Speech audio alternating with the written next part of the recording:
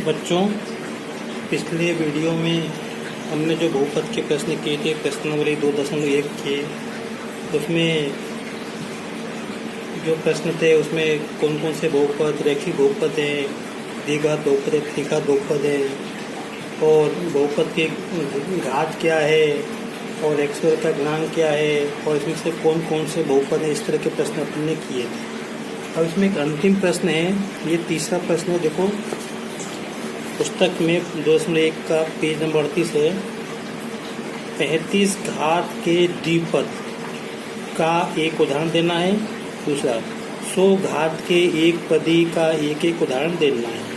अब जरा प्रश्न को आप ध्यान से समझें। जो घात 35 का बहुपद होगा उसमें अधिक से अधिक 36 पद हो सकते हैं, अधिक से अधिक 36 पद हो सकते हैं, लेकिन अपने को केवल 2 पद वाला अपने को बहुपद लिखना है। तो ऐसे बहुत सारे उदाहरण हो सकते हैं। तो मैं इसका उत्तर बता रहा हूँ आपको। देखो, हमको द्विपद मतलब 2 पद का लिखना है, तो घातांक कितनी होनी चाहिए? 35। तो मैं आपको, इन्होंने एक एक पूछा है, मैं आपको बहुत सारे बता रहा हूँ। देखो, सबसे आसान x पे घात 35 प्लस 1। देखो, 2 पद हो गए, द्विपदी घातांक 35 है। और देख लो आप यहाँ पे x पे घात 35 ऐसे लिख लो, 2x पे घात 35 माइनस 5 ऐसे लिख लो यहाँ पे।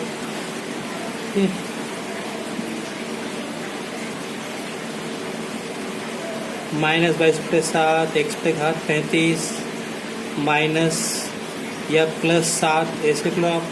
तो ऐसे बहुत सारे उदाहरण हो सकते हैं। देखो, ये 2 पद है कि नहीं? हर एक में 2 पद है। घातांक 35 है कि नहीं? है। तो ऐसे बहुत सारे उत्तर हो सकते हैं, लेकिन ध्यान रखें केवल 2 पद होना चाहिए। 2 पद में से केवल एक पद में x होना चाहिए, दूसरे में x नहीं होना चाहिए। और x पे घातांक कितनी होनी चाहिए? 35 होना चाहिए। x के गुणा में कुछ भी हो सकता है, जैसे यहाँ पे 2 लिखा है, यहाँ पे माइनस 22/7 लिखा है, ये इस तरह यहाँ पे प्लस माइनस कुछ भी हो सकता है। चलो, अब इसके बाद अपन करते हैं 100 घात वाला एक पदी बहुपद। तो देखो, x पे घातांक 100 हो गया, ये बस एक ही पद होना चाहिए, एक पद हो गया ये। तो लिखते हैं माइनस x पे घात 100 हो सकता है, वो लिखें 5x पे घात 100। मैंने तो आपको 3 उदाहरण लिख दिए, उसमें एक ही पूछा है, तो इसमें से कुछ भी लिख सकते हो। इसके अलावा भी कुछ आप लिख सकते हो। माइनस 1/5 x पे घात 100 वो लिख दे। चलो, पाई x पे घात 100, इसको आप अपनी फेयर कॉपी में नोट कर लेना। तो बच्चों, इस तरह से ये जो प्रश्नावली है ये समाप्त हुई। अब मैं आगे कुछ और काम की बात बताने का प्रयास करता हूँ कि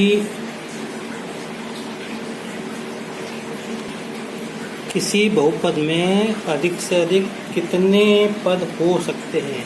तो मैं आपको बताता हूँ, किसी बहुपद की जितनी घातांक होगी उससे एक पद अधिक हो सकता है, कम भी हो सकते हैं। ठीक है, उदाहरण के लिए जैसे मैंने कहा, यहाँ पे एक बहुपद देखते हैं, ये x वर्ग, इसकी घातांक कितनी है? 2। तो इसमें अधिक से अधिक 2 और 1 3 पद हो सकते हैं। जैसे x वर्ग प्लस 2x प्लस 1, घातांक 2 थी, देखो घातांक 2 थी, तो इसमें 1 2 3 पद होंगे। अब यहाँ पे कुछ भी हो सकता है, यहाँ पे प्लस माइनस कुछ भी हो सकता है, यहाँ पे कुछ भी हो सकता है। इसमें अधिक से अधिक मैंने कहा 3 पद होंगे, 2 पद भी हो सकते हैं, लो ऐसे भी हो सकता है, 2 पद हो सकते हैं, और 1 पद भी हो सकता है, लेकिन 3 से अधिक पद नहीं होंगे। आप चाहो तो कि इसमें मैं x पे घात 3 लिख दूँ, x पे घात 4 लिख दूँ, ये संभव नहीं है। और देख लो, जैसे मैं लिखा है x पे घात 3, तो इसमें अधिक से अधिक कितने पद होंगे? 4 पद हो सकते हैं। उदाहरण के लिए x पे घात 3x वर्ग प्लस 3x प्लस 1, घातांक 3 है, 1 2 3 4, तो इसमें 4 से अधिक पद नहीं हो सकते। 4 पद हो सकते हैं, कम हो सकते हैं, 3 पद हो सकते हैं, 2 पद हो सकते हैं, 1 पद।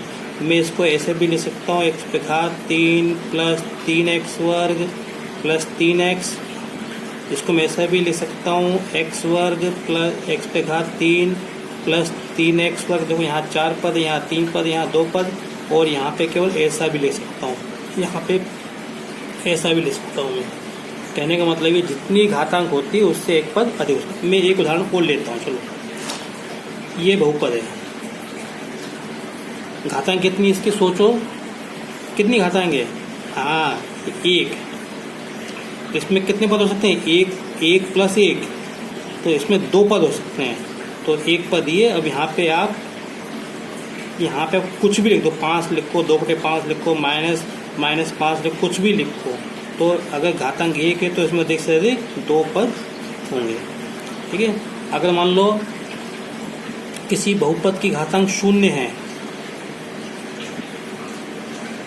तो इसमें कितने पद हो सकते हैं? इसमें एक ही पद होगा, तो ये सेम होगा बस, एक्स पे घात 0। अब यहाँ पे ये 0 घातांक वाला पद है ना, तो अचर पद होता है। मैंने ऐसे लिख दिया 3x पे घात 0, तो इसमें केवल एक ही पद होगा।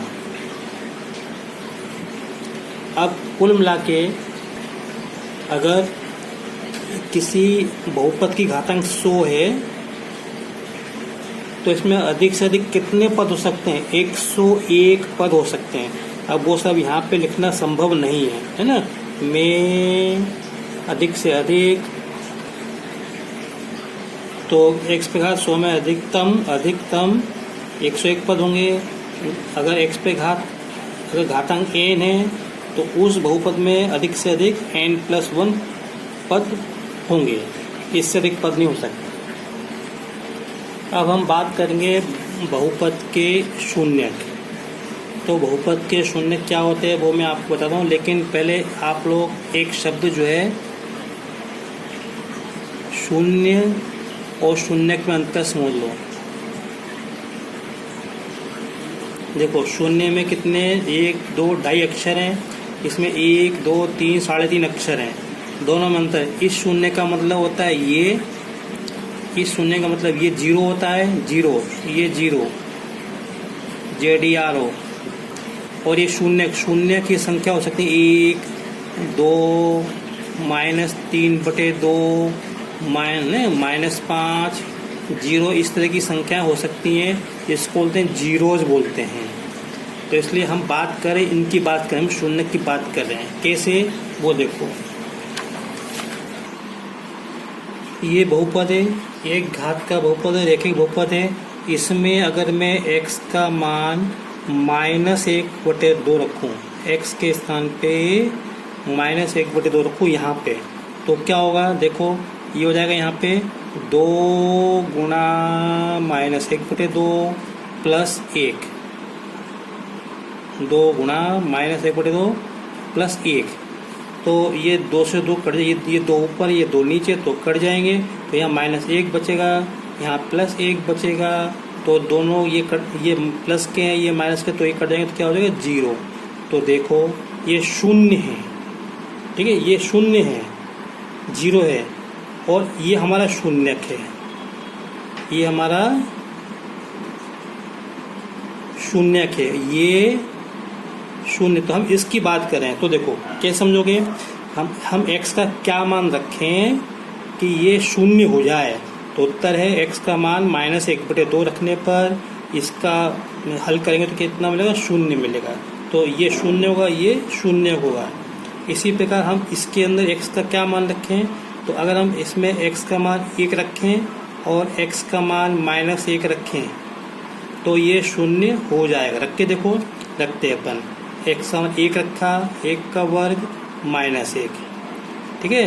अब 1 का वर्ग कितना आएगा बोलो? 1 आएगा, माइनस ऐसे सही, 1 का मान 1 में से गया तो 0।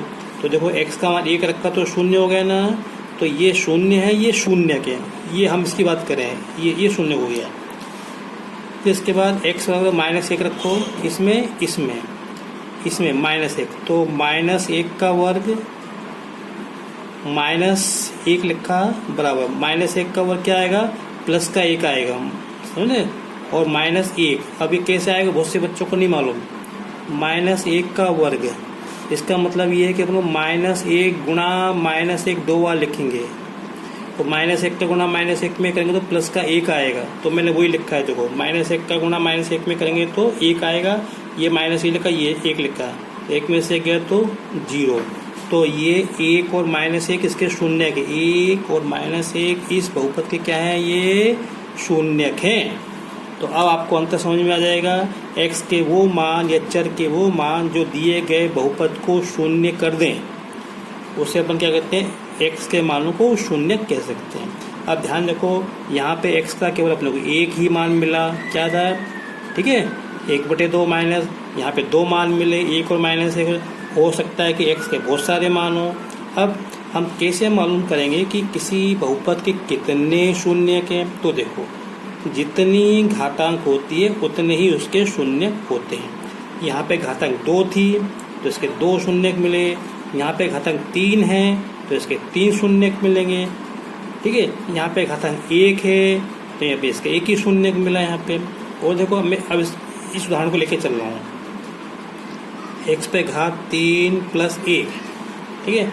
अब यहाँ पर हम कहेंगे सर आपने कहा था 3 शून्यक मिलेंगे, बिल्कुल मिलेंगे 3 शून्यक, लेकिन उन 3 शून्यक में से एक शून्यक तो 3 मिलेंगे, लेकिन एक वास्तविक होगा और बाकी 2 जो है काल्पनिक संख्या होंगी, जो हमारे कोर्स में नहीं है लेकिन होंगी जरूर। 2 काल्पनिक संख्या होंगी। रख के देखो इसमें आप x का अपन देखते हैं, x का मान 1 रख के देखो क्या शून्य हो रहा है, क्या रख के देखते हैं अपन। रखने पर